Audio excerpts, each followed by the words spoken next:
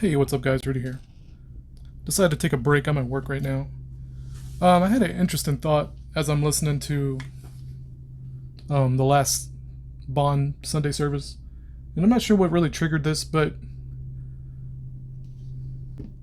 I had an interesting thought of the why of, for me personally, why I had a disconnection from God when my father died. I'm starting to realize that the adults in my life didn't help me because they always said this weird shit where they'd be like, where they would say things like, God took my father. They would say that a lot. I remember hearing that a lot when my father died.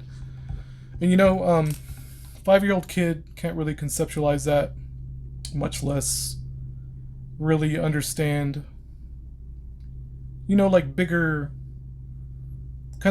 thinking in that way. And these stupid adults don't really understand it either. But I started realizing that there's a bit of a fallacy when they say things like that, and they want to claim that at the same time they'll say things like, my father dying wasn't good, or if I were to tell somebody my father died when I was 5, they would automatically jump to the conclusion that that was a bad thing, which a lot of emphasis on my channel has been, when I speak on these things, it's like it's just, say for argument's sake, right, it's all in God's plan. And it's kind of cheesy to say it that way and understand that it's fucking what's it called, like corny as hell, kind of cringe, right? But it's the truth. But a lot of people will repeat things like that and not really understand. They'll just say, it's in God's plan, and don't really understand that for the most part. They might have a glimpse of understanding, but they don't really understand it because they haven't lived it out. And I feel like I've lived it out, okay? And I have a suspicion a lot of you have lived that out as well. You just haven't really dug your heels into the why or how anything happens in your life. And I always say that there's no free will. And I'm not necessarily saying predeterminism, but there is no free will. The best we got is agency, free agency, which isn't the same thing. But to get back on topic, so stupid adults like to say, stupid Christians, they like to say, they have this knee-jerk reaction, right, when they find out my father died when I was 5, and be like, oh, that's not a good thing. I'm so sorry for your loss. It's like, and that's kind of the thing to say, right? And they don't really mean it. Like, they'll say it just because it's the thing to say, right? And that's fine. I don't fault people like that for just kind of going with the pre-programmed phrases, right? They got their little what's it called in like the weird shooter RPG games where it's the BioWare games where it's like you had the little choice wheel or whatever. That popped into my mind because there's like a weird lawsuits going on with Nintendo and the developers of Power World, and the patent for the conversation wheel, I think it's called, that BioWare made up. I don't know if it was BioWare, but there's like a patent on that, and it's more like crazy lowering of the consciousness kind of deal. Things that are meant to distract us, right? And I thought it was kind of funny that that company patented the conversation wheel because if they could sue everybody, because I think everybody kind of operates on this conversation wheel concept. And I can probably dig into that a little more, but that's not what this video is about. That's not what this recording is going to be about. This recording is about God being good, right? Good, quote unquote. And not a single human being on this planet knows what good is, including myself. So I'm not presumptuous to say that I know what good is, because I'm not good myself, and there's not a single human being on this planet that's good. I don't really give a two shits what their deeds are, or how much money they give to charity, or how many homeless people they kept in their house, or whatever. Nobody's good. Everybody has incredibly selfish motivations going at all times. And that doesn't mean I resent people, okay? That doesn't mean that I'm going to mistreat people. That doesn't mean I'm going to be cynical about life. That doesn't mean that I'm cynical about life, because a lot of times when I'm talking about these things, I get accused of being a cynic or being a nihilist, and it's none of that. Like, I'm just telling you how human beings are. And if you really pay attention to your surroundings, if you pay attention to yourself more than anything, like, you'll find, like, you'll see it within yourself that you're just not a good person. And that's fine, dude. Like, the minute you begin kind of dissecting, like I've said before, you recontextualize your past to like the relationship between you and the adults in your life, especially your parents and especially your mother. You'll start seeing these things and you'll start understanding these things and you'll start like letting go of resentment and letting go of the anger. But to get back on the topic of God is good, right? So that's the kind of the default Christian thing that people say. And you don't have to believe in a Christian God to understand this, okay? Let's just say like whatever like God-like being you believe in, you kind of assume that he's good, right? Maybe not Satanists.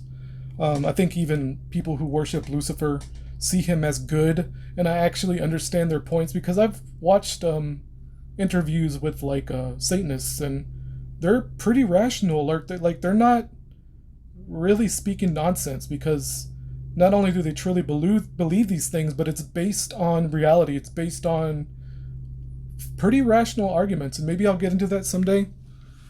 But to get back again on topic, because I keep straying. So people say that God took my father, and at the same time they're saying that it was a bad thing, or they treat it as a bad thing, or they exasperate, right? They go, oh, I'm sorry that happened. It's like, well, here's the thing, if you want to say that God is good, then why is it a bad thing? It's like, I understand this now, like 100%, that it wasn't a bad thing. It was I don't even know if I want to say if it was a good thing, but I know it wasn't a bad thing. Because I tell my daughter, I speak to my daughter about these things, and when my father died, and when I had my little satori, my little epiphany, right, about how my father and I are one, I realized that him dying was all in the plan, right? Like I said, the super cheesy thing to say is to say it's God's plan, and that's when I realized it really was God's plan. Like, these crazy Christians kind of have a point, and I also realized they don't understand why they have a point, because I've never had a single family member or a single Christian come up to me and explain why they think that. They just repeat what the preacher says.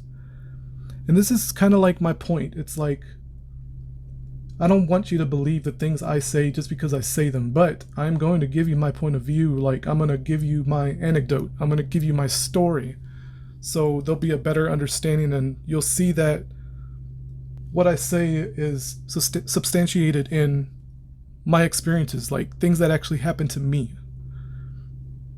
But anyway, guys, I just want you to consider that, like, when people say that God is good, when on the other hand, when somebody dies, everybody's like, oh no, they died, you know, are they going to heaven? Are they going to hell? Because that's the only thing they really care about is themselves, because they want to know, they want to compare their lives to other people, to the person who died. They want to compare their lives and say, if this person is going to hell, or if this person is going to heaven, what are the chances that I'm going to go to hell or go to heaven? That's a terrible way to live. Like, worrying about these stupid things, these fantasies in their head of, like, you're supposed to be living in the present and dealing with the present moment. Like, we got shit going on right now. I don't have time to think about this kind of just stupidity of heaven and hell. It's like, I don't care if there's a heaven or hell.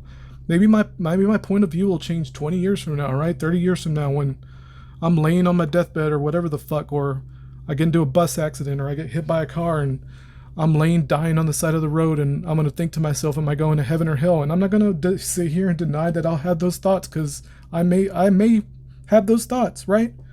Like I said, I had about 2 years ago, I had an accident. I've talked about this before, where I got ran over by a car, ran over my own foot with my mother-in-law's fucking Jeep. Really funny story. I'm not going to give the whole story, but in that moment, like, when I hit the floor and I felt the tire run over my foot, I thought the next thing that was going to happen is that it was going to run over my skull, because I wasn't sure where I was oriented when I fell. And turns out I was pretty far away from the tire. But and then I thought, very next thought, it was that I might die, or this might kill me, or something like that. And I don't know, it's not that I was okay with that, but it was like kind of like a peace, like and then when I realized I was okay, I realized, you know, the Jeep was still going, so I had to go chase it down and put it back in drive and all that, and thankfully it didn't destroy any property because it was heading towards the neighbor's fence, and it did this amazing thing where it was going backwards, and it kind of circled around and gently bumped against the tree on the other side of the yard. It was crazy. It was because it's on a hill. I thought it was just going to crash into the fence, and we're going to have a fun time explaining that to the neighbors. But anyway, so it's like I had that experience, and it's like I didn't have these thoughts of heaven or hell. The only thing I thought of was this might kill me, I might die, and not that I was okay with that, but I was like, I wasn't freaking out about it. Even afterwards, when on the way to the clinic, it's like an hour drive, like maybe 45-minute drive, and the whole time I'm just sitting there thinking, kind of not freaked out, but kind of shocked at how calm I am. And I showed my wife, I put my hands out in front of me and I wasn't shaking, just to kind of prove to her that I was okay. Like I wasn't, the adrenaline rush was just completely over the minute it started, and I was just calm. Like I wasn't worried. I was like, my foot's either broken or it's not broken, and we're gonna deal with it either way. I'm either in a cast for a couple of months, or I'm gonna be in a boot and I'm just gonna have to stay off my foot for a month, which is what the case was. It wasn't a broken foot at all. I just had to lay off it for like 2 weeks, and after like the third and fourth week of recovering, I just had to have a cane for a while. Anyway, guys, I think that's it. Y'all have a great day. Bye bye.